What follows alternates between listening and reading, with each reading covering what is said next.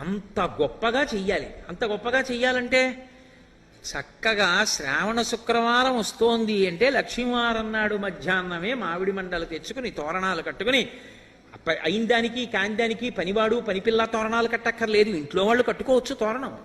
ఓ తోరణం కట్టుకుని అదంతా కూడా వ్రతంలో అంతర్భాగం. నీ గుమ్మానికో అన్ని గుమ్మాలకి చక్కగా మామిడి తోరణాలు కట్టుకుని శ్రావణ మాసంలో ఎక్కడ మామిడి పువ్వు మామిడికాయ ఉండదు. ఎక్కడికెళ్ళి మామిడి చెట్టుకు 4 మండలు కోసుకుంటారన్నా ఎవరు ఏమనరు. తెచ్చుకుని ఆకులు కట్టుకోవడం ఎందుకు? 4 కొమ్మలు నువ్వు వెళ్ళి తెచ్చుకోలేవు. తెచ్చుకుని చక్కగా తోరణం కట్టుకుని ఇంటికి లక్ష్మీప్రదంగా గడపలన్నిటికీ కూడా పసుపు రాసుకుని బొట్లు పెట్టుకుని అది వ్రతమస్తి మనోహరం.